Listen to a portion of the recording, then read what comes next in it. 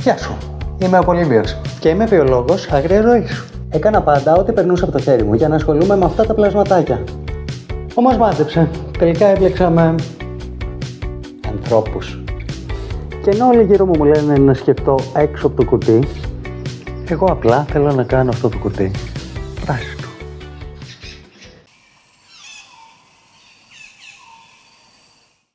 Έχω αδειάσει ένα υγιές, στημένο οικοσύστημα ενιδρίου χωρίς λόγο. Ναι, το έχω κάνει.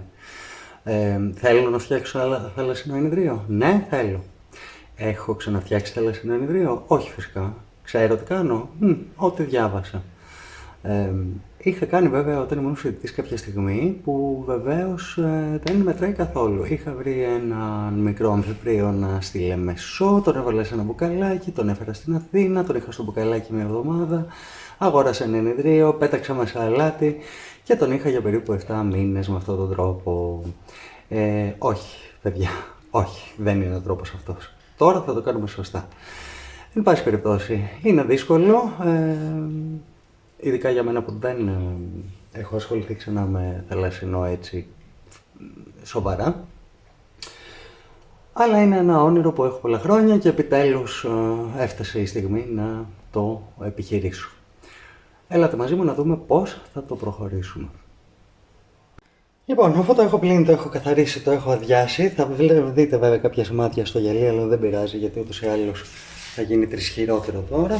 Θα ξεκινήσω τοποθετώντας πλαστικά πλαίσια στον βυθό του ενιδρίου μου. Το νόημα είναι, αν και εμένα δεν με φτάνει από άκρη σε άκρη και δεν είναι ένα κομμάτι, παρόλα αυτά θα κάνει τη δουλειά του, είναι να διαχέεται το βάρος των βράχων που θα τοποθετήσω. Κάτω έχω ενισχύσει βεβαίως το γυαλί με φελό και κομμάτια φελιζόλ, ούτως ώστε να μην υπάρχει κενό, να μην βρίσκεται το γυαλί στον αέρα, γιατί δυστυχώς περισσεύει περίπου μισό εκατοστό από κάτω από την κατασκευάστρια εταιρεία, δεν ξέρω ποια είναι η λογική. Και από πάνω στα ποδαράκια ουσιαστικά του ενιδρίου που έχει 4, 1, 2, 3, 4, θέλω να στηρίξω αυτά τα πλαίσια, ούτως ώστε να διαχέεται λίγο καλύτερα το βάρος, ούτως ώστε να αποφύγω ουσιαστικά να ελαχιστοποιήσω το κίνδυνο για το γυαλί του πυθμένα. Αφού έχω κάνει αυτό, θα μου δώσετε τώρα ένα λεπτό να δω πώς θα φέρω την κατασκευή με τους βράχους, την οποία θα σας δείξω σε πολύ λίγο πώς έχω φτιάξει. Γιατί είναι πέτρες μεταξύ τους ασύμβετες και ήθελα απλά να φτιάξω κάποιο είδους κατασκευή. Λοιπόν, τώρα αυτό είναι δύσκολο. Θα το προσπαθήσω. Ελπίζω να μην καταστρέψω τα πάντα στην προσπάθεια αυτή.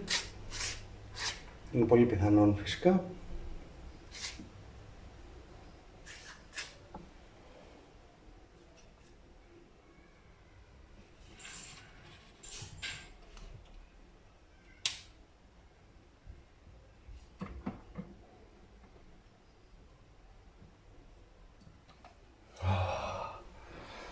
Δεν είχα ανάσα.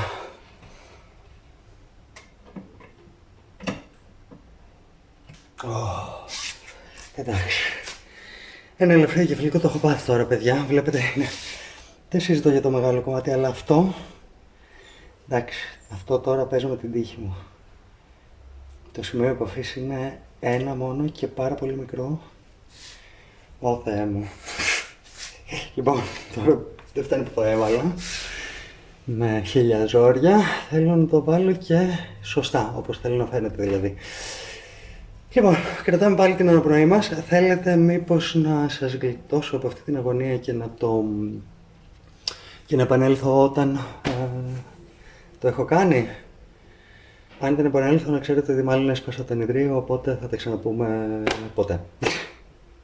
Λοιπόν, ναι, αυτό θα κάνουμε. Δώστε μου ένα λεπτό. Είμαι εδώ, είμαι ζωντανός, το ενιδρίο είναι ολόκληρο, ελπίζω να μην το παπιάσω τώρα. Ω Θεέ μου, ήταν πολύ έντονη στιγμή. Φίλοι και φίλες. Ωραία, και το μόνο που μας έμεινε τώρα είναι να στρώσουμε βεβαίως τον αραγωνίτη μας. Ο αραγωνίτης είναι ουσιαστικά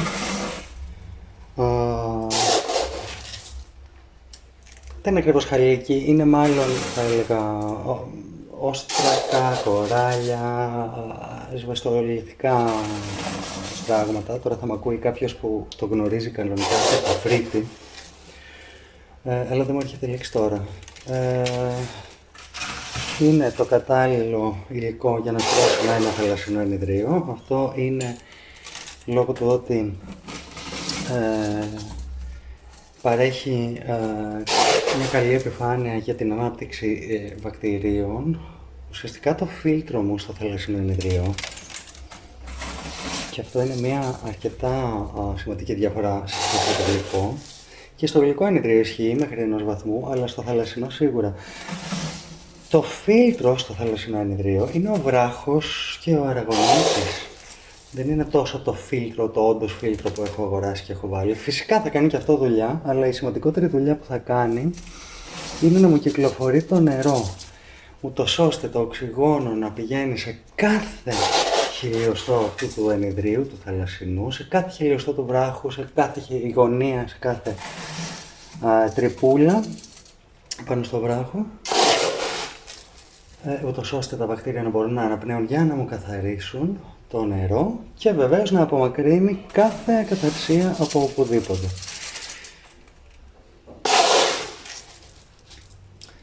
Λοιπόν, μέχρι να το γεμίσω ας πούμε δύο πράγματα. Καταρχάς να πούμε ότι δεν έχω κολλήσει τον βράχο στο πίσω γυαλί, όπως βλέπετε υπάρχει ένα κενό. Πρώτον, διότι κάνει το ενιδρίο να φαίνεται μεγαλύτερο, από την άποψή μου.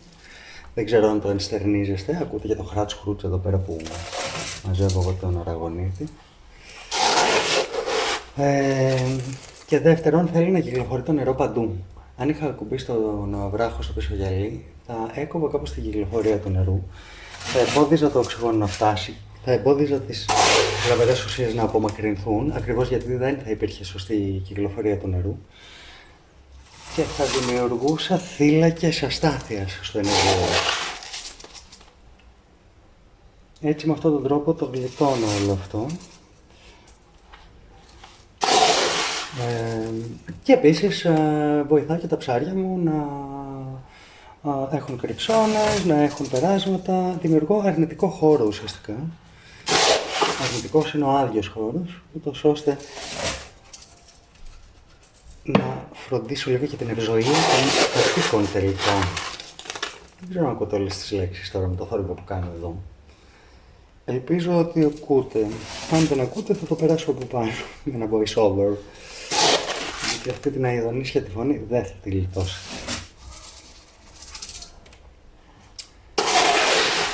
Επίσης θα προσέξετε ότι ούτε στο πλάι έχω τοποθετήσει τους βράχους. Έχω ένα αρκετά μεγάλο κενό από εδώ, ένα αρκετά μεγάλο κενό από εδώ. Επίτηδες το έχω κάνει και αυτό, όχι τόσο για την κυκλοφορία που βεβαίως έχει γίνει για την κυκλοφορία, αλλά κυρίως γιατί επειδή τελικά θα βάλω κοράλια και τα κοράλια είναι ζωντανοί οργανισμοί και μεγαλώνουν και αναπτύσσονται, θα ήθελα να μπορώ να περάσει το χέρι μου για συντήρηση του ενιδρίου ή να μην φτάσει το κοράλι να κολλήσει πάνω στο γυαλί και να μην υπάρχει πρόσβαση. Θα ήθελα να έχουν τον αέρα τους που λέμε. Βέβαια τώρα που το βλέπω θα μπορούσα να τους δώσω και περισσότερο αέρα.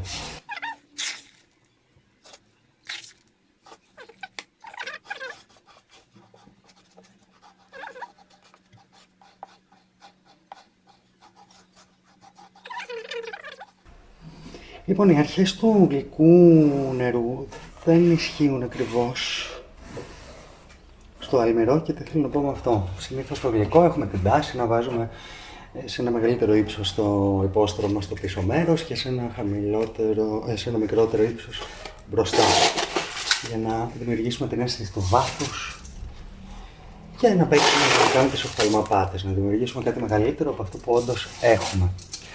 Στο αλμυρό νερό υπάρχουν κάποια πράγματα που μπορούμε να κάνουμε, υποθέτω, όπως το να μην ακουμπάμε στο πίσω γυαλί το βράχο, να αφήνουμε την ψευδαίσθηση ότι υπάρχει κόσμος από εκεί και πέρα. Όμως δεν μπορεί να λειτουργήσει αυτό που κάνουμε στο γλυκό, που βάζουμε τα μεγάλα μπροστά, τα μικρά πίσω και δημιουργούμε αυτή την αίσθηση, το βάθος με την οφθαλμαπάτη, γιατί πολύ απλά στο θαλασσινό Αν βάλω τα μεγάλα μπροστά δεν θα βλέπω τίποτα πίσω. Μιλάμε για κοράλια, δεν μιλάμε για φυτά, δεν μιλάμε για φιλαράκια, δεν μιλάμε για κοράλια. Αν βάλω ένα κοράλι, ας πούμε, εδώ μπροστά, το οποίο μεγαλώνει και γίνεται τόσο και έχω και 3 μικρά πίσω, δεν υπάρχει νόημα σε αυτό. Και δίνω που δίνω τόσα λεφτά, αν τα βλέπω τουλάχιστον. Είναι ακριβό σπορ το θαλασσινό, η αλήθεια. Αυτό με αγχώνει λίγο. Με αγχώνει κυρίως όχι τόσο γιατί είναι ακριβό από μόνο του, αλλά γιατί επειδή ακριβώς είναι ακριβό, δεν ξέρω πόσες φορές μπορώ να πω αυτή τη λέξη, είναι κρίμα να δώσω τόσα λεφτά απλά για να αποτύχω τελικά, να το καταστρέψω και να μην βγει κάτι καλό από όλο αυτό. Για τον καθένα μας έτσι, όχι για μένα συγκεκριμένα. Τέλος πάντων, καλή την πίστη. Δεν πάμε για να αποτύχουμε φυσικά, πάμε να φτιάξουμε κάτι όμορφο. Η αναποδιά είναι μέρος του παιχνιδιού. Διαβασμένο σήμα, συμβουλές δέχομαι, όραμα έχω, θα κατέβω για δήμαρχος. Καλώς, όχι, απλά θα φτιάξω θαλασσινό ενιδρίο. Λοιπόν, ωραία, το πρώτο στάδιο μια χαρά. Σήμερα δεν θα κάνουμε και πολλά περισσότερα, θέλουμε απλά να το γεμίσουμε με νερό και να βάλουμε το αλάτι να αρχίσει να διαλύεται, ούτως ώστε αύριο να πάρουμε μια μέτρηση για την αλατότητα, να δούμε σε ποιο σημείο βρισκόμαστε και να προχωρήσουμε, να προσθέσουμε, να αφαιρέσουμε αναλόγως με το τι θα γίνει σήμερα. Ωραία, και αφού έχουμε γεμίσει με νερό, απεσταγμένο νερό ή νερό αντίστροφης όσμωσης, αυτό συμβαίνει για να μην μπουν πρόσθετα στοιχεία και να μπορέσουμε να ουσιαστικά δημιουργήσουμε θαλασσινό νερό από το μηδέν.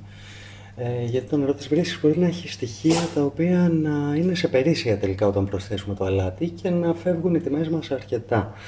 Αν τώρα το νερό της βρύσης σε κάποια περιοχή είναι κατάλληλο και έχετε μετρήσει τα απαραίτητα στοιχεία, ας πούμε, να είναι σε κάποια όρια αποδεκτά, υποθέτω ότι μπορείτε να το χρησιμοποιήσετε. Βέβαια αυτό συμβαίνει λίγο σπάνια. Εγώ έχω βάλει απεσταγμένο αυτή τη στιγμή μέχρι να φτιαχτεί το σύστημα αντίστροφης όσμωσης στο οποίο περιμένω. Λοιπόν, έχω βάλει το νερό, το έχω αφήσει να κυκλοφορεί λίγο, έχω βάλει διάφορα φίλτρα εκεί πέρα απλά για να υπάρχει έντονη κυκλοφορία προς το παρόν, δεν σημαίνει ότι θα είναι τα φίλτρα που θα μείνουν, διότι θέλω να ρίξω αλάτι και να διαλυθεί και να φτάσουμε στις αποδεκτές τιμές. Τώρα στους 25 βαθμούς θέλουμε σχετική βαρύτητα 1,025 ας πούμε για το υδρόμετρό μας ή 35 μέρη στο ρυφρακτόμετρο. Τώρα εγώ δεν έχω 25 βαθμούς, έχω 26 και κάτι, δεν αλλάζει δραματικά, θα είναι ένα 0,25,2 νομίζω, αν θυμάμαι καλά όπως το έχω υπολογίσει. Θα το επιβεβαιώσω φυσικά. Πάμε να ρίξουμε αλάτι. Τώρα αυτό είναι μια αργή διεργασία. Η αλήθεια είναι. Δεν μπορούμε απλά να πάρουμε το αλάτι και να το πετάξουμε όλο μαζί, γιατί σίγουρα θα ξεφύγουν οι τιμές. Θέλουμε σταδιακά να δίνουμε χρόνο να διαλύεται και να βλέπουμε ότι είμαστε στο σωστό δρόμο. Εντάξει, τώρα και να πετάξουμε όλο το αλάτι μέσα και να ξεφύγουν οι τιμές, μπορούμε να το διορθώσουμε, δεν είναι κάτι, αλλά γιατί να κάνουμε αυτόν τον κόπο. Λοιπόν, έτσι σταδιακά ρίχνω το αλάτι, περίπου ανά μισή ώρα προσθέτω, θα πω γύρω στα 100 γραμμάρια. Και όταν η τιμή πλησιάσει αρκετά θα το μειώσω βέβαια, θα ρίχνω ακόμα πιο λίγο μέχρι να πιάσω την ακριβή τιμή που ψάχνω. Εντάξει, αυτό βέβαια δεν θα τελειώσει σήμερα. Εννοείται ότι θα τελειώσει αύριο κάποια στιγμή αν είμαστε τυχεροί και βεβαίως αφού τρέξει και το ενιδρίο για ένα 24ωρο μετά, πάλι θα κάνω έναν έλεγχο να δω κατά πόσο είμαι στη σωστή τιμή και θα το προσαρμόσω βεβαίως ανάλογα. Είναι όμως λίγο μαγικό, είναι σαν χιονόμπαλα, μην μου πείτε. Εντάξει, το μισό αλάτι έχει πάει στο πάτωμα φυσικά, γιατί πρέπει να κάνω και κινηματογραφικά εφέ εδώ, να το πετάω από το 1,5 μέτρο, δεν φτάνει που είμαι και κόντος. Αυτά.